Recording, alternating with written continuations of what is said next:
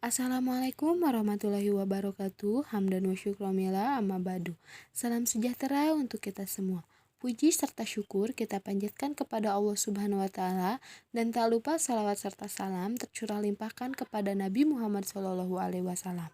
Terima kasih kepada dosen pengampu Ibu Hana Sapura Putu Arga MPD atas kesempatan yang diberikan kepada kelompok kami untuk presentasi, dan juga saya ucapkan terima kasih kepada teman-teman yang telah siap untuk mendengarkan materi yang kami sampaikan kali ini. Perkenalkan, nama saya Hanan Imelda. Di sini saya sebagai moderator dan saya didampingi oleh rekan-rekan saya yang mana mereka akan menjelaskan materi model pembelajaran kooperatif. Untuk mempersingkat waktu, mari kita simak materi pertama yang akan disampaikan oleh Agnia Nurmalasari. Baik, kali ini saya akan menjelaskan tentang model pembelajaran kooperatif. Apa sih model pembelajaran kooperatif itu? Model pembelajaran kooperatif atau cooperative learning adalah cara belajar berkelompok-kelompok, yaitu nanti siswa akan dibuatkan kelompok beranggotakan 4-6 orang. Siswa tersebut diharapkan dapat bekerja sama dalam kelompoknya. Sistem ini dapat membantu siswa lebih bergairah dalam belajar dan membantu siswa untuk bisa berkolaborasi. Sistem ini diharapkan dapat mencapai tujuan pembelajaran. Untuk tahapan pembelajaran kooperatif itu ada apa aja sih?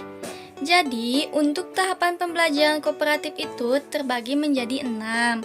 Yang pertama, ada menyampaikan tujuan dan motivasi siswa belajar. Jadi, sebelum pembelajaran dimulai, guru akan menyampaikan atau memberikan motivasi terlebih dahulu kepada siswa. Nah, yang kedua, yaitu memberi informasi kepada siswa. Jadi, nanti guru akan memberikan informasi terhadap siswa melalui cara demonstrasi atau membuat bacaan. Yang ketiga, mengorganisasikan siswa ke dalam kelompok kooperatif. Jadi, siswa akan dibentukkan kelompok kecil yang beranggotakan 4-6 orang siswa. Nah, untuk yang keempat, membimbing kelompok dan belajar. Guru akan membimbing siswanya untuk saling bekerja sama dan belajar di dalam kelompok tersebut. Yang kelima, merupakan fase guru mengevaluasi hasil belajar tentang materi yang telah dipelajari. Dan yang terakhir, guru mencari cara untuk menghargai hasil belajar siswa tersebut, baik individu maupun kelompok. Untuk selanjutnya akan disampaikan oleh teman-teman saya. Baik, selanjutnya akan dilanjutkan oleh pemateri 2, Naisha Indriana. Tipe STAD atau Student Teams Achievement Division.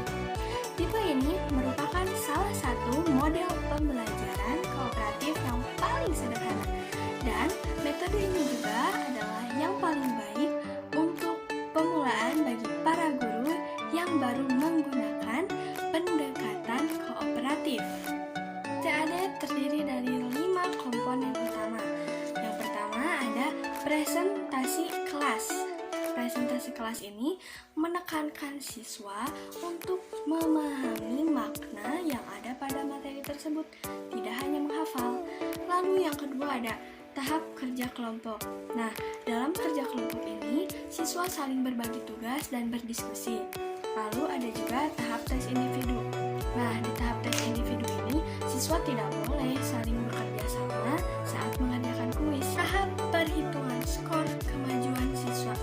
Tahap ini dilakukan agar siswa terpacu untuk memperoleh prestasi terbaik. Jadi, nilai siswa tersebut semakin meningkat dari nilai pertama, kedua, dan ketiga itu nilainya meningkat, tidak sama. Tahap pemberian penghargaan tim. Tahap ini memberikan bentuk penghargaan kepada tim yang skornya di atas rata-rata atau sesuai dengan kriteria yang sudah ditentukan. Terima kasih kepada pemateri 2. Selanjutnya akan dilanjutkan oleh pemateri 3, yaitu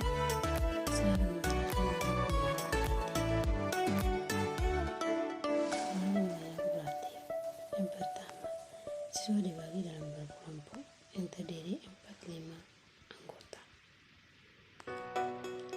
Siswa yang memiliki karakteristik yang berbeda-beda. Tiap kelompok mempelajari materi yang berbeda-beda dan semuanya memiliki tanggung jawab untuk menyampaikan materi kepada teman sendiri ataupun kelompoknya. 2. Setiap anak didik hendaknya paham apa yang menjadi hak, kewajiban dan tanggung jawab siswa di sekolah supaya kegiatan belajar bisa terjalan dengan baik. 3.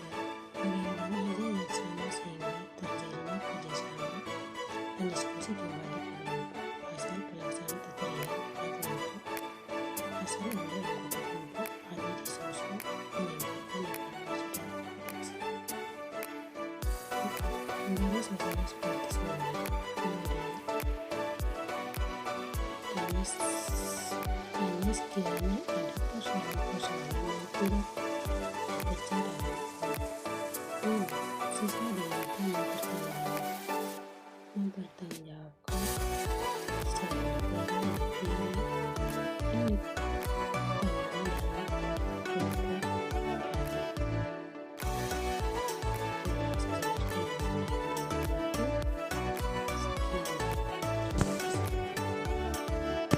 Baik, terima kasih kepada pemateri 3. Selanjutnya akan dilanjutkan oleh saya sendiri.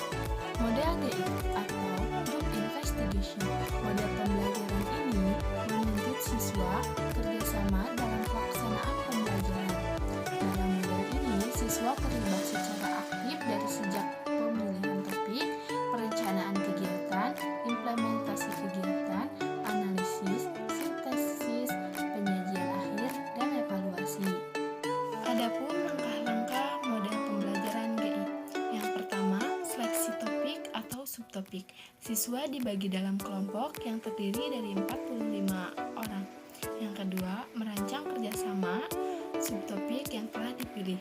Yang ketiga, merencanakan rencana yang dirumuskan. Yang keempat, analisis dan sintesis. Siswa yang menganalisis informasi yang didapat dan disampaikan secara ringkas. Yang kelima, penyajian akhir.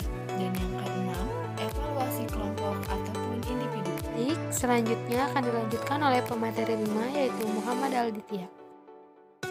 Baik, di sini saya akan menjelaskan tujuan pembelajaran kooperatif. Cooperative learning ini adalah agar siswa dapat belajar berkelompok dengan saling menghargai pendapatnya dan memberikan kesempatan orang lain untuk menyampaikan pendapatnya. Cooperative learning ini diterapkan untuk mencapai 3 tujuan, yaitu yang pertama, meningkatkan hasil belajar akademik atau hasil belajar akademik. Kooperatif ini unggul dalam membantu siswa memahami konsep-konsep yang sulit serta mampu memberikan keuntungan bagi siswa yang memiliki nilai tinggi maupun nilai yang rendah untuk bekerja sama dalam menyelesaikan tugas. Penghargaan yang diberikan dalam cooperative learning ini dapat membantu meningkatkan motivasi belajar siswa. Yang kedua, penerimaan terhadap perbedaan individu atau toleransi dan penerimaan terhadap keragaman. Tujuan lain dari model cooperative learning ini adalah mampu menerima perbedaan ras, budaya, kelas, sosial maupun kemampuan dari masing-masing individu. Melalui pembelajaran kooperatif, siswa saling bekerja sama, saling menghargai kondisi dan latar belakang orang lain. Yang ketiga, pengembangan keterampilan sosial. Cooperative learning mengajarkan siswa untuk bekerja sama dan berkolaboratif.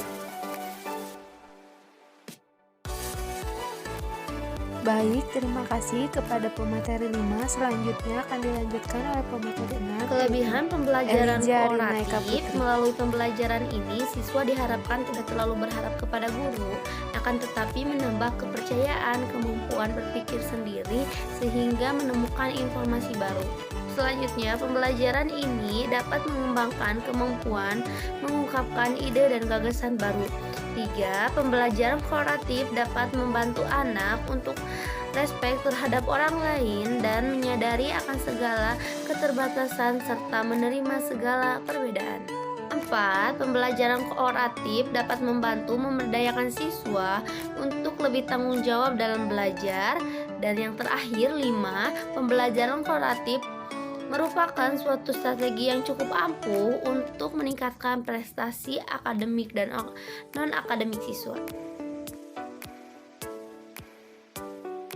Terima kasih. Selanjutnya Baik, di sini saya akan menjelaskan tentang kekurangan pembelajaran kooperatif. Yang pertama, membutuhkan waktu yang lama. Yang kedua, guru harus mempersiapkan pembelajaran atau materi dengan sangat matang. Yang ketiga, membutuhkan banyak tenaga dan juga pikiran. Yang keempat, membutuhkan fasilitas yang memadai untuk mendukung pembelajaran kooperatif. Yang kelima, membutuhkan biaya yang tidak sedikit untuk pembelajaran kooperatif. Yang keenam, jika tidak bisa dikontrol dengan baik, pembelajaran kooperatif dapat menyebabkan peserta didik menjadi tidak disiplin, seperti sering ngobrol dan tidak mengerjakan tugas dengan baik.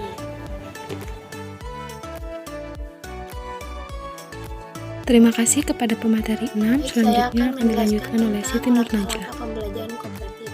Yang pertama ada pembentukan kelompok siswa yang terdiri dari mahasiswa. Pembentukan kelompok kecil ini sangat penting bagi siswa agar bisa disiplin dan bertanggung jawab dalam menyelesaikan tugas. Pembentukan kelompok kecil ini membutuhkan persiapan yang tepat. Materi yang akan diajarkan berkaitan dengan pengenalan sila-sila dalam Pancasila. Pembelajaran disusun agar siswa dapat bekerja sama dalam kelompok kecil. Selain itu, dibuat permainan yang membutuhkan kerjasama kelompok. Ada satu siswa yang tidak dapat menulis, maka guru meminta teman sebangkunya untuk membantu, bukan berarti untuk membantu menuliskan, akan tetapi membantu untuk membacakan kalimat atau kata yang dia tulis. Cara ini terbilang efektif menuliskan namun membantu mendiktekan. Dalam mendisiplinkan siswa dalam kerjasama di kelompok. Baik, untuk yang selanjutnya yaitu pertanyaan terbuka yang bersifat analis. Makna pertanyaan terbuka untuk siswa yaitu agar siswa bisa dapat berdiskusi atau berpikir keras. Pertanyaan terbuka ini mendapatkan jawaban yang bermakna. Salah satu alasan utama yaitu penggunaan pertanyaan terbuka adalah suatu untuk mendapatkan jawaban yang lebih mendalam atau bermakna dan penuh pertimbangan. Terakhir yaitu mengajak para siswa untuk berpartisipasi dalam bertanya jawab atau menjawab dalam bergiliran dalam setiap kelompok searah jarum jam. Nah, metode tanya jawab ini sangat berguna dalam mengajarkan anak-anak karena metode ini membiasakan murid-murid untuk mengungkapkan apa-apa yang ada di dalam pikirannya dengan ungkapan yang teratur dan sistematis dan berani mengungkapkan pendapat tanpa ada rasa takut dan gemetar, mendorong mereka untuk mendalami pelajaran. Baik, selanjutnya akan disampaikan oleh pemateri terakhir yaitu Selvia Anggraeni. Investigasi kelompok berputar. Apa yang dimaksud dengan investigasi kelompok berputar? Yaitu anak-anak yang sudah menyelesaikan tugas kelompoknya mereka akan mengelilingi kelompok yang lain untuk mempresentasikan hasil diskusi mereka. Langkah-langkahnya yaitu: 1. Membagi siswa ke dalam kelompok kecil yang terdiri dari 5 siswa. 2. Memberikan pertanyaan terbuka yang bersifat analitis. 3. Mengajak setiap siswa untuk berpartisipasi dalam menjawab pertanyaan kelompoknya secara bergiliran searah jarum jam dalam kurun waktu yang disepakati. Jadi, kelompok kami memilih pembelajaran yang cocok untuk diterapkan dalam pembelajaran pendidikan kewarganegaraan dengan menggunakan model cooperative learning. Jadi pembelajaran ini ada berbagai macam, yaitu seperti STAD, Jigsaw, Group Investigation.